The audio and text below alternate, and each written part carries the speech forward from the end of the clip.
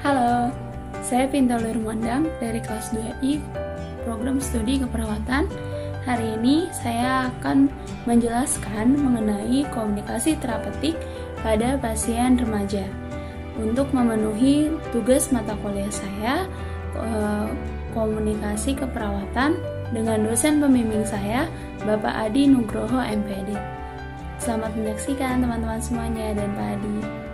Yang kita bahas pada hari ini mengenai komunikasi terapeutik pada pasien remaja, itu yang akan kita bahas pengertian, tujuan, fase atau hubungan, dan komunikasi terapeutik antara perawat dengan klien.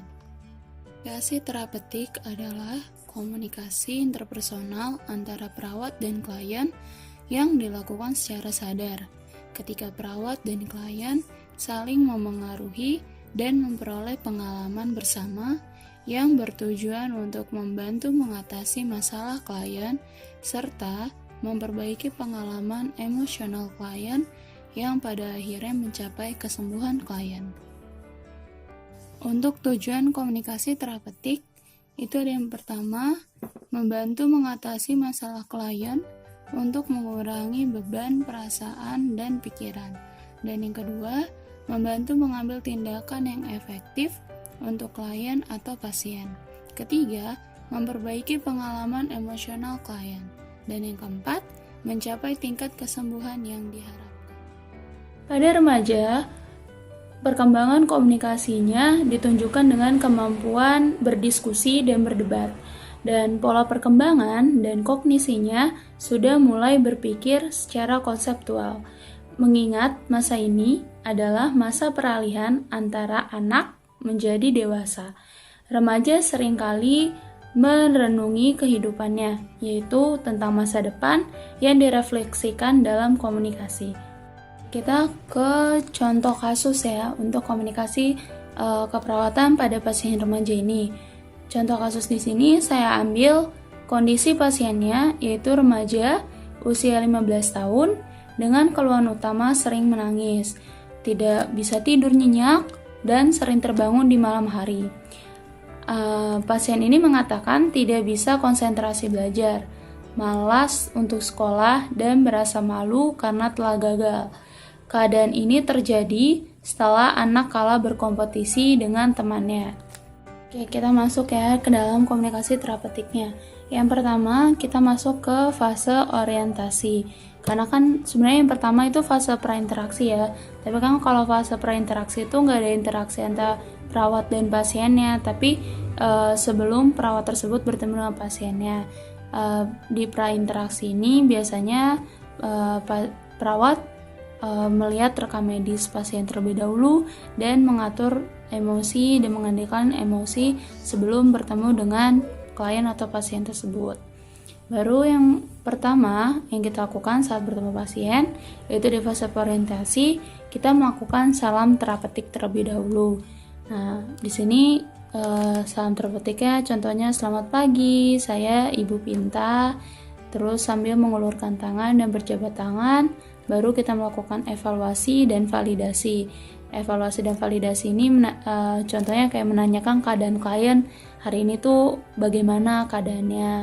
Baru setelah evaluasi kita melakukan kontrak.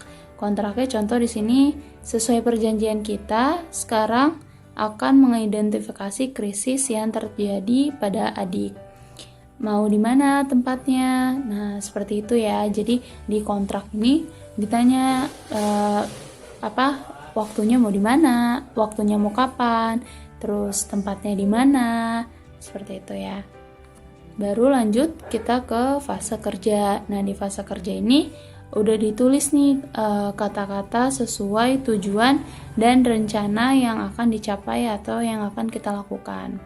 Contoh di sini perawatnya tuh udah berencana untuk memotivasi anak tersebut agar anak tersebut menjadi lebih rajin lagi belajar, terus mengidentifikasi masalah anak tersebut tuh kenapa dia menjadi nangis terus kenapa dia jadi malas belajar. Nah, di sini proses perawat tersebut menyelesaikan kasus pasien tersebut gitu, agar dia tidak menangis lagi atau tidak merasa putus asa lagi.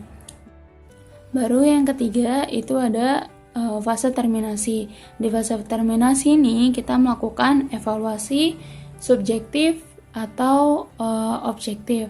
Nah, dimaksud evaluasi subjektif dan objektif ini, kalau subjektif itu kita tanya dulu bagaimana kondisi pasiennya. Misalnya klien kita tanya nih, gimana perasaan kamu, udah puas atau udah keluar udah teratasi masalahnya, itu kita tanya dari sumbernya dari pasien. Nah, itu evaluasi subjektif.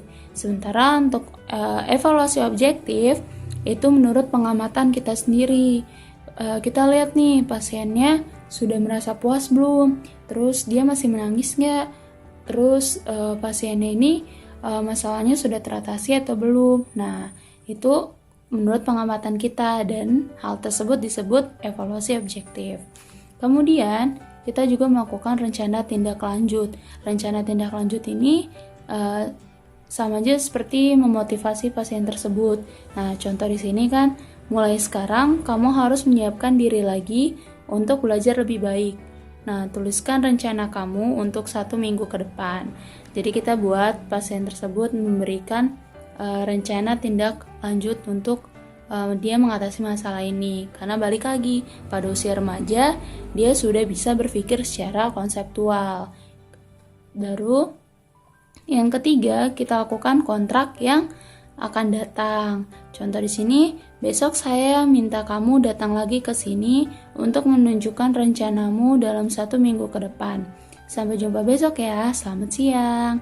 Jadi kontrak yang akan datang, kita membuat kontrak dengan pasien untuk bertemu di hari berikutnya untuk melakukan komunikasi terapeutik kembali. Sampai di sini saja. Terima kasih atas perhatiannya untuk Bapak Adi Nugroho MPD, dan untuk teman-temanku sekalian yang menyaksikan video ini, terima kasih yang telah menyaksikan.